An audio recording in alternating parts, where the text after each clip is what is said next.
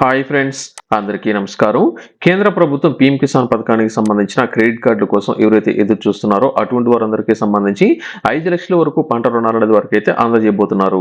దీనికి సంబంధించి ఎంత వడ్డీ అనేది ఉంటుంది, ఏ విధంగా అప్లై అనేది చేసుకోవాల్సి ఉంటుంది, దీనికి ఎవరు అర్హులు అనే దానికి సంబంధించిన పూర్తి అప్డేట్ గురించి ఇప్పుడు నేను మీకైతే తెలియజేస్తాను. ఇలాంటి తాజా అప్డేట్స్ ఇంకా ఫాస్ట్గా మీకు కావాలనుకున్నట్లయితే ఇప్పటివరకు మీరు వైరల్ వాస్ యూట్యూబ్ ఛానల్ సబ్స్క్రైబ్ చేయకపోయినట్లయితే వెంటనే సబ్స్క్రైబ్ చేయండి. అలాగే ఈ యొక్క వీడియోను లైక్ చేయడం మాత్రం మర్చిపోవద్దు. మనకు కేంద్ర ప్రభుత్వం తాజాగా విడుదల చేసిన కీలక అప్డేట్స్ ప్రకారం చూసుకున్నట్లయితే మనకు 2025, 2026కి సంబంధించిన బడ్జెట్లో ఇచ్చిన అప్డేట్ ప్రకారం దేశవ్యాప్తంగా పీఎం కిసాన్ పథకానికి సంబంధించి ఎవరైతే అర్హత సాధించిన రైతులు ఉన్నారంటే పీఎం కిసాన్ పథకానికి సంబంధించి ఎవరికైతే డబ్బులు అనేది పడుతూ ఉంటాయో ఆ యొక్క ప్రతి రైతు ఈ యొక్క పీఎం కిసాన్ పథకానికి సంబంధించిన క్రెడిట్ కార్డుల కోసం మీకు ఎలిజిబిలిటీ మీకైతే రావడం జరుగుతుంది. ఇందులో మనకు గతంలో కనుక చూసుకున్నట్లయితే బడ్జెట్లో ఇచ్చిన కీలక అప్డేట్ ప్రకారం మనకు పీఎం కిసాన్ పథకానికి సంబంధించి ఈ యొక్క కిసాన్ క్రెడిట్ కార్డుకి సంబంధించి మనకు గతంలో 3 లక్షల వరకు మాత్రమే రుణాలు మనకైతే అందజేయడం జరిగేది.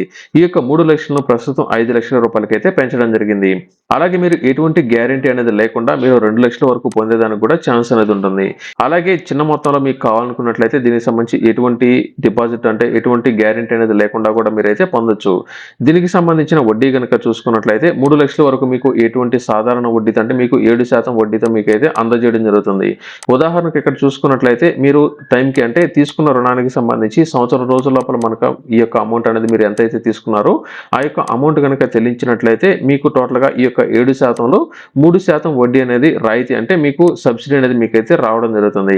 అది పోగా మీకు కట్టాల్సింది ఏంటంటే కేవలం 4% వడ్డీ మాత్రమే మీరైతే కట్టాల్సి ఉంటుంది. ఉదాహరణకు మీరు 3 లక్షలు కనుక తీసుకున్నట్లయితే సంవత్సరం రోజుల లోపల కనుక మీరు చెల్లించినట్లయితే దీనికి సంబంధించి మీరు కేవలం 4% వడ్డీ కడితే సరిపోతుంది. 3% వడ్డీ అనేది మనకు ప్రభుత్వం ఈ యొక్క రాయితీ మనకైతే అందజేయడం జరుగుతుంది. అలాగే పశుపోషణ అలాగే మత్స్యకారులు కనుకైనట్లయితే 2 లక్షల వరకు మీరు ఎటువంటి షూరిటీ అనేది లేకుండా మీరైతే పొందొచ్చు.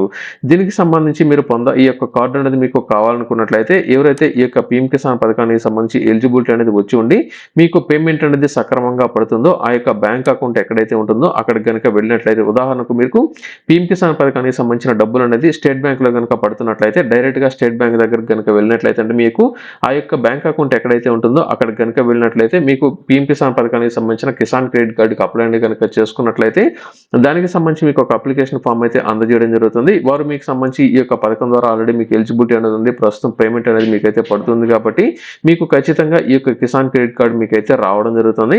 అర్హత కలిగిన ప్రతి ఒక్కరు మీరైతే అప్లై అనేది మీరైతే చేసుకోవాల్సి ఉంటుంది. మీకు ఎలిజిబిలిటీ కనుక ఉన్నట్లయితే ఖచ్చితంగా మీకు ఈ యొక్క కిసాన్ క్రెడిట్ కార్డు మీకైతే రావడం జరుగుతుంది.